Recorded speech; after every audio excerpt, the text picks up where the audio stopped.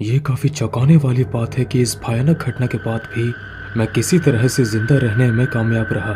मैं एक वकील हूँ जिसने अच्छी प्रतिष्ठा हासिल करने के बाद हाल ही में अपनी फर्म खोली है, लेकिन 4 साल पहले मेरे लिए जिंदगी आसान नहीं थी। मैं एक बहुत ही जरूरतमंद परिवार से आया था, जहाँ मेरी माँ को 3 बच्चों के पालन पोषण के लिए 2 बार नौकरी और वीकेंड पर एक्स्ट्रा काम करना पड़ता था। मेरे पिता नशे के आदी थे, जिन्हें अपने बॉस की हत्या के लिए आजीवन कारावास की सजा सुनाई गई थी। मेरी बड़ी बहन शैली ने मेरे पिता के नक्शे कदम पर चलते हुए 14 साल की उम्र में अपने कुसैल प्रेमी के साथ घर छोड़ दिया। फिर वो हमें कभी नहीं मिले। उसी समय मेरी छोटी बहन जूड़ी और मैं हमारे पिता और हमारी सबसे बड़ी बहन से अलग सामान्य इंसान निकले, जो जीवन को इतना अधिक महत्व देते हैं कि इसे फेंक भी नहीं सकते। हाई स्कूल की पढ़ाई के बाद मैंने स्कॉलरशिप की मदद से अपनी कॉलेज की डिग्री ली। भगवान का शुक्र है कि मैं एक अच्छा स्टूडेंट था। जूडी को प्री स्कूल में टीचर की नौकरी भी मिल गई और हमारी माँ, जिनका जीवन कभी भी शांतिपूर्ण नहीं था, कम से कम उन्हें शांतिपूर्ण मौत मिल गई, ये जानते हुए कि उनके 2 बच्चे अब अपने लाइफ में सेटल हैं। जूडी और मैं छुट्टियों पर एक दूसरे से मिलते हैं, लेकिन समय के साथ किसी तरह हम अलग हो गए। एक वकील होने के नाते मैं मुश्किल से ही अपने लिए समय निकाल पाता था, इसलिए जब मुझे प्रतिष्ठित लॉ फर्म में पहली नौकरी मिल गई तो मुझे केवल काम की परवाह थी। वो शनिवार की रात थी और मैंने अपना पहला केस जीत लिया था, जो मेरे लिए बहुत बड़ी बात थी। मेरे सराहनीय प्रयासों के लिए सीनियर्स ने मेरी बहुत मदद की थी और आखिरकार लंबे समय बाद मुझे जश्न बनाने की जरूरत महसूस हुई। मैं इसे छोटा रखना चाहता था।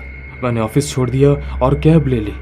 जैसे ही मैं नाइट क्लबों के पास से गुजरा, मुझे एहसास हुआ कि मैं तेज गाने और पार्टी एनिमल्स के बीच रहने के मूड में नहीं था।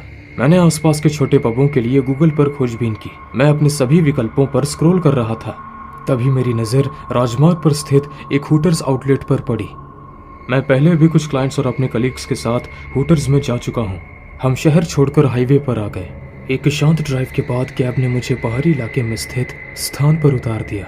मुझे बाहर कारों और बाइकों की उम्मीद थी, लेकिन आश्चर्य की बात है कि वहां कोई नहीं था। लाइटें जल रही थीं और प्रवेश द्वार पर ओपन लिखा हुआ था, इसलिए मुझे यकीन था कि ये खुला है।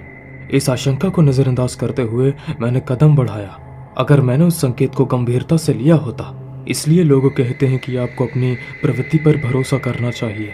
रेस्टोरेंट के अंदर कदम रखते ही मैं और भी हैरान रह गया। जगह पूरे जोश में थी।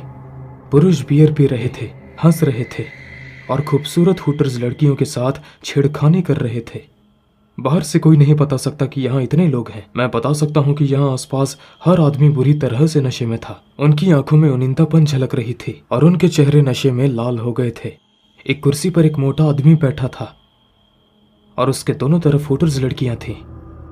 मैं कई हुटर्स के पास गया हूँ, लेकिन इसमें कुछ अजीब लगा। मैं बार में बैठ गया और अपने लिए एक बियर और कुछ चिकन विंग्स का ऑर्डर दिया।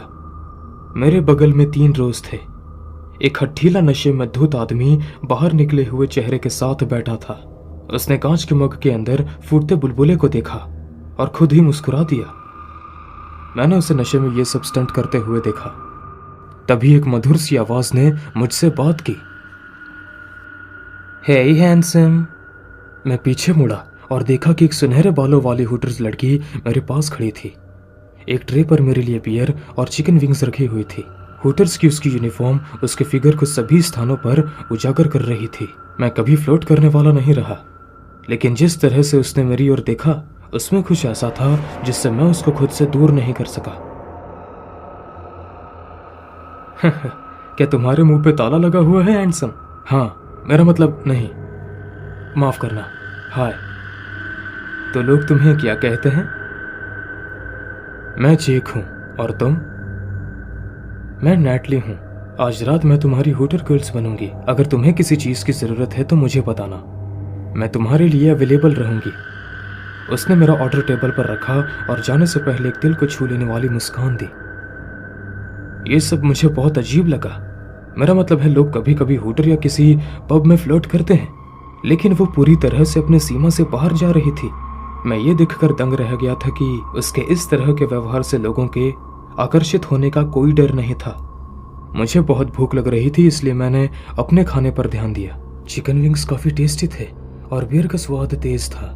मैं ज़्यादा नहीं पीता, लेकिन कोई भी बता सकता है कि सामान्य बियर का स्वाद ऐसा नहीं होता। मैं चिकन विंग्स का आखिरी टुकड़ा अपने मुंह में डालने ही वाला था कि मैंने एक बातचीत सुनी। ये वही शराबी आदमी था जो कुछ दूरी पर बैठा था। मुझे लगता है कि अब मुझे घर जाना चाहिए, मैं नशे में हूँ, मेरी बीवी बहुत नाराज हो जाएगी। लेकिन तुम यहाँ मजे कर रहे हो, उसका क्या तुम उसे मिस नहीं करोगे? हाँ लेकिन मुझे यहाँ 2 दिन हो गए हैं। तुम कितने फनी हो, तुम यहाँ बस कुछ घंटों से ही हो। तुम बहुत नशे में हो मिस्टर, क्या आपको यकीन है? हाँ मुझे है, मेरे साथ आओ, मेरे पास तुम्हारे लिए कुछ खास है। वो आदमी उठा और लड़की के पीछे उसके पालतू कुत्ते की तरह चल गया। जिस बात ने मुझे चिंतित कर दिया था वो ये था कि वो कह रहा था कि वो यहाँ 2 दिनों से है। वो स्पष्ट रूप से इतना नशे में है कि उसे समझ ही नहीं आ रहा है कि वो क्या कर रहा है और क्या नहीं। मैंने इस पर ध्यान नहीं दिया और दूसरी बियर पीने का सोचा। मैं अकेला रहता हूँ, इसलिए घर जाने की कोई जल्दी नहीं थी मुझे। जब मैंने अराजकता सुनी तो मेरी आंखें नैतली को ढूंढ रही थी। टेबल पर 2 हुटर्स लड़कियों के साथ बैठा मोटा लड़का अब अपने सीट से उठ गया। जब मैंने नैतली को अपनी ओर आते देखा तो वो मुश्किल से खड़ा हो सका। उस मोटे आदमी की लार टपकने लगी। वो बहुत ही अजीब तरीके से हंसने लगा।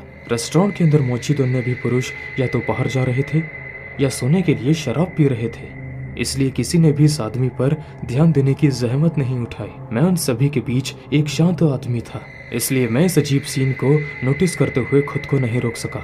नताली उस आदमी के सामने रुकी, उसकी जादुई उंगलियां उसके गाल पर थीं। क्या तुम मुझे पसंद करते हो?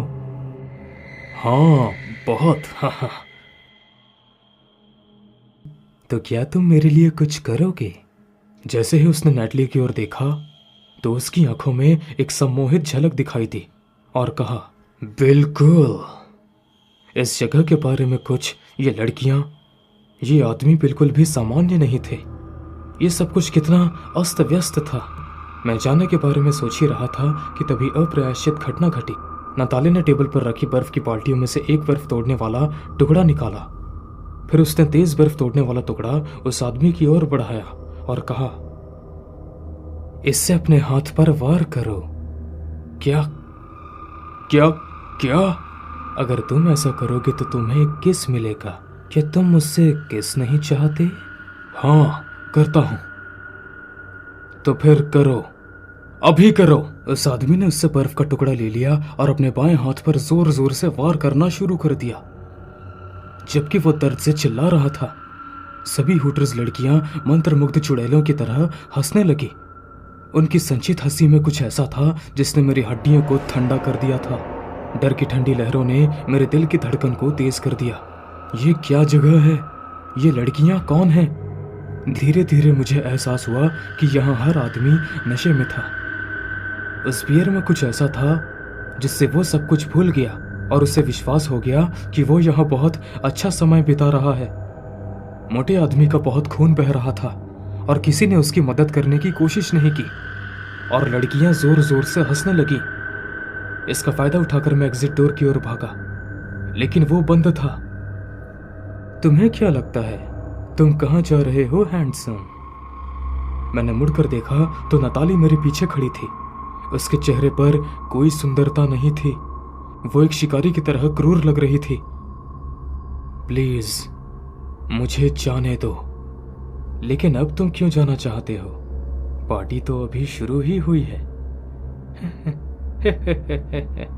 हम बहुत मजा करने वाले हैं। मैंने देखा कि उसकी कमर पर एक बड़ी जंग लगी चाबी लगी हुई थी और मैंने 1 सेकंड भी बर्बाद नहीं किया। मैंने उसके चेहरे पर जोर से मुक्का मारा और उसका दांत गिरा दिया। वो लकड़बग्घे की तरह चिल्लाई और अपना जबड़ा पकड़कर जमीन पर गिर पड़ी। मैंने उससे चाबी छीन ली, एक मौका लिया और दरवाजा खोल दिया। मैं हुटर्स लड़कियों को भूखे भेड़ियों के झुंड की तरह चिल्लाते और मेरी ओर दौड़ते हुए सुन सकता था, लेकिन मैं अपनी जान बचाने के लिए भागा। मैं तब तक दौड़ता रहा जब तक उनकी आंखें कम नहीं हो गई। मैं ये नहीं बता सकता कि मैं उस रात घर कैसे पहुंचा, लेकिन मुझे उस ट्रक ड्राइवर को $100 देना याद है जिसने मुझे लिफ्ट दी थी। उसे अंदाज़ा भी नहीं था कि उसने मेरी कितनी बड़ी मदद की। मैं पुलिस के पास जाना चाहता था और उन्हें उस बीमार हुटर्स आउटलेट के बारे में बताना चाहता था, लेकिन मुझे डर है कि अगर मैं दोबारा वहां गया तो शायद जिंदा वापस ना आ सकूं।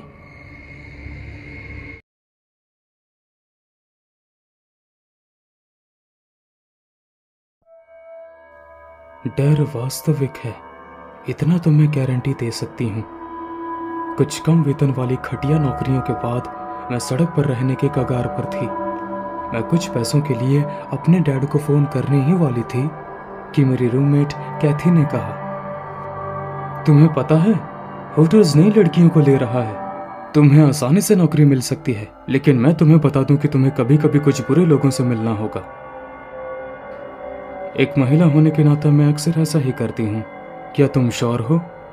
हाँ, डिपार्टमेंट स्टोर में मेरे साथ काम करने वाली लड़की ने मुझे सब बता दिया। मुझे लगता है कि तुम्हें ट्राई करना चाहिए। मैंने सुना है कि वो अच्छा पे करते हैं। उसकी सलाह मानकर मैं अगले दिन हुटर्स आउटलेट पर गई, जो जंगल से सटा हुआ काफी एकांत इलाका था। लंबा हाईवे किसी दूसरी दुनिया के रास्ते की तरह खड़ा था। दिन के उजाले में भी क्षेत्र काफी व्यस्त था। मैं अंदर गई और देखा कि दो आदमी साफ सफाई कर रहे थे। एक आदमी लगभग 50 साल का था। वो उन पर कड़ी नजर रख रहा था। मुझे अंदर आते देख उसने मेरी ओर देखा और उसने मुझे सिर से पैर तक देखा। यस, मेरा नाम ओलिविया है। मैंने सुना है कि आप कर्मचारियों की तलाश में हैं। हुटर्स लड़की। सॉरी, मैं एक और हुटर्स लड़की की तलाश में हूं। तुम कहाँ रहती हो? 2 ब्लॉक्स दूर। तुम राइली के साथ घर जा सकती हो क्या? यहां नियम है। पहला, शिफ्ट के दौरान हमेशा यूनिफॉर्म पहनो। दूसरा, ग्राहकों को सहज महसूस कराएं। और तीसरा, काम के बाद कभी भी अकेले घर ना जाएं। तुम कल से शुरू कर सकती हो। आपका बहुत बहुत धन्यवाद। मुझे इस नौकरी की जरूरत थी। कोने में शेल्फ से अपने यूनिफॉर्म का साइज सिलेक्ट कर लो और लेट मत आना। ओनर एक स्पष्टवादी और पीछा करने वाला व्यक्ति था, इसलिए मैंने बिना किसी देरी के अपनी यूनिफॉर्म उठाई और चली गई। मैं जानती थी कि उन्होंने मुझे इसलिए सिलेक्ट किया था क्योंकि मेरा फिगर अच्छा था, जिससे मैं थोड़ा अनकंफर्टेबल हो गई। अगले दिन मैं पूरी तरह से सज धज कर होटल्स पहुंची। 3 अन्य लड़कियां रेस्टोरेंट के अंदर ग्राहकों का स्वागत करने के लिए तैयार होकर खड़ी थीं। मैं उनके पास गई और अपना परिचय दिया। वे सभी मेरे लिए अच्छी थीं। उन्होंने मुझे गरीब्स और छिछोरे लोगों से चतुराई से संभलने के लिए टिप्स दी। मैंने उनसे पूछा कि राइली कहाँ है, तो उन्होंने जवाब दिया कि वो आज छुट्टी पर है। जैसे ही दरवाजा खुलने का संकेत बदला, रेस्टोरेंट लोगों से भर गया।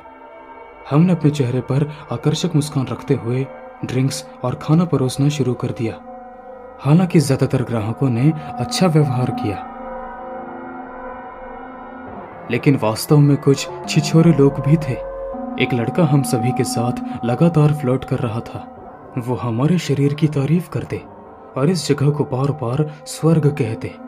मेरी कलीग समंथा एक स्मार्ट लड़की थी। किसी बहस में पड़ने के बजाय उसने उस आदमी को शराब पिला दी ताकि वो कुछ देर तक चुप रहे।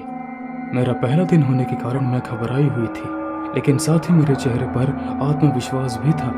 3 घंटे बिना किसी परेशानी के बीत गए। कस्टमर्स समुद्र की लहरों की तरह आते गए और चलते गए। मुझे उम्मीद थी कि रात इसी तरह से कट जाएगी जब मैंने अपने पीछे जूतों की झंकार सुनी। मैं अपनी पीठ प्रवेश द्वार की ओर करके खड़ी थी, इसलिए मैंने उस ग्राहक को नहीं देखा जो अभी अभी अंदर आया था। मैं पीछे मुड़ी और देखा कि बार के पास फ्रेडी क्रूवेकर जैसे कपड़े पहने एक आदमी बैठा था। ये ना तो हैलोवीन था और ना ही रेस्टोरेंट में थीम वाली पार्टी थी, इसलिए उसके कॉस्ट्यूम में सभी की निगाहें उस पर टिका दी। लेकिन वो ध्यान देने के मामले में काफी सहज था और इससे परेशान नहीं दिखा। उसकी कॉस्ट्यूम इतनी शांत थी कि उसके आंशिक चेहरे को ढकने वाले चले हुए निशान भी वास्तविक लगते थे।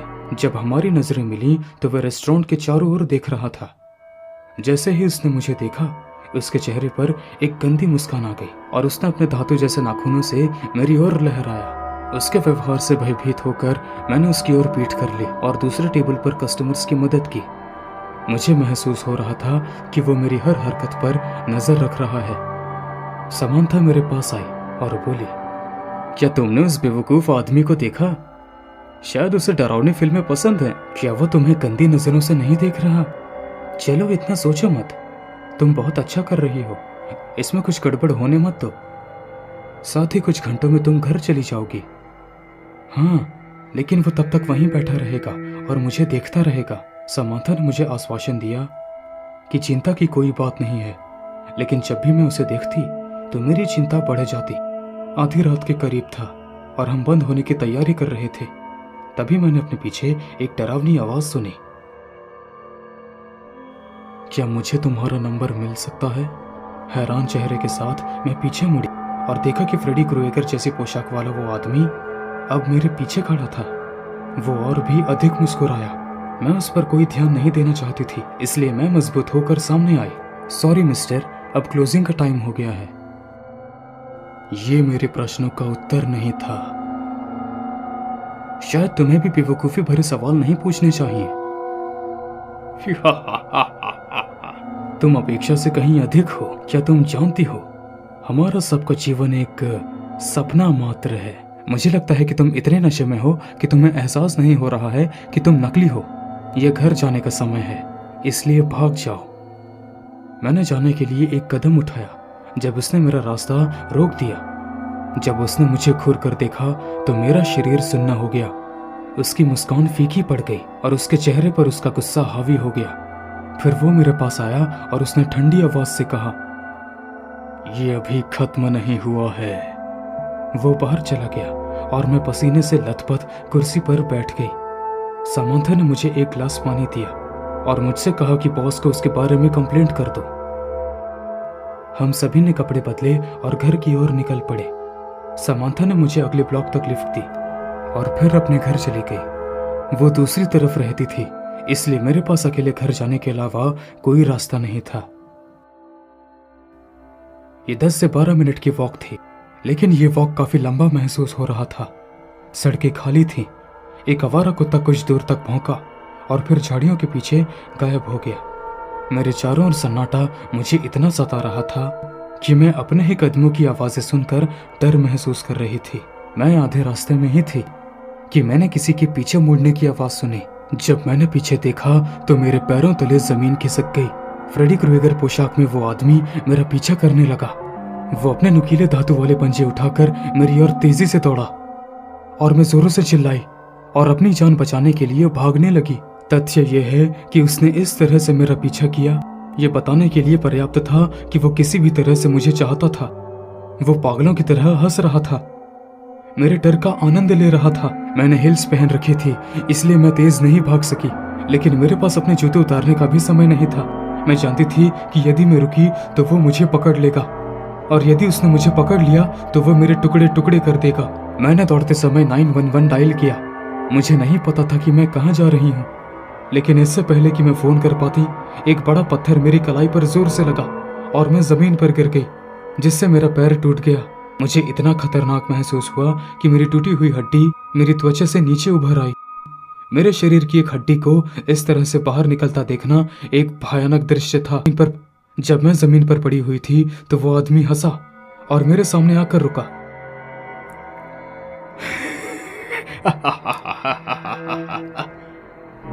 तुम ऐसा क्यों कर रहे हो? तुमसे कहा था जिंदगी एक सपना है, लेकिन तुमने मेरी बात नहीं सुनी। देखो, तुम्हें मेरा नंबर चाहिए था ना? अच्छा, तुम मेरा नंबर ले सकते हो। देखा, इसलिए तुम जैसी दुबली पतली चुड़ैलों के साथ ऐसा व्यवहार किया जाता है। तुम मूर्ख लड़कियां पहली बार तो नहीं सुनती। तुम सभी सोचती हो कि तुम दुनिया की मालकिन हो क्योंकि तुम सुंदर हो और बाकी लोग सिर्फ गंदगी हैं। मैंने ये निशान नहीं मांगे थे, लेकिन फ्रेडी ने मुझे जीने की एक वजह दी। जब मैंने उस फिल्म को देखा तो मुझे एहसास हुआ कि वो वही है जो मुझे जीवन में बनना चाहिए। तुम तो बस बीमार हो। प्लीज, इसे इस तरह से होना जरूरी नहीं है। मुझे तुम्हारी मदद करने दो। मैं बीमार नहीं हूँ, मैं तुम्हें बिल्कुल अपने जैसा बनाऊंगा। अब उसने ये कहते हुए उसने अपने धातु के पंजे उठाए और मेरे चेहरे पर वार करने के लिए बिल्कुल तैयार था। जब मैंने उसके पैरों के बीच लात मारी तो वो दर्द के मारे जमीन पर गिर गया और उसका सिर फोड़ दिया। एक जोरदार झटके से वो आदमी बेहोश हो गया। मैंने 911 पर कॉल किया और पुलिस के आने तक वहीं इंतजार किया। पुलिस ने आकर उसे गिरफ्तार कर लिया और वो पूरे समय बेहोश रहा। फिर वे मुझे इलाज के लिए पास के हॉस्पिटल में ले गए। मेरा बहुत खून बह रहा था और मुझे 1 महीने तक हॉस्पिटल में रहना पड़ा। वो आदमी बोरिस के पीछे है और मुझे आशा है कि वो कभी आजाद नहीं होगा।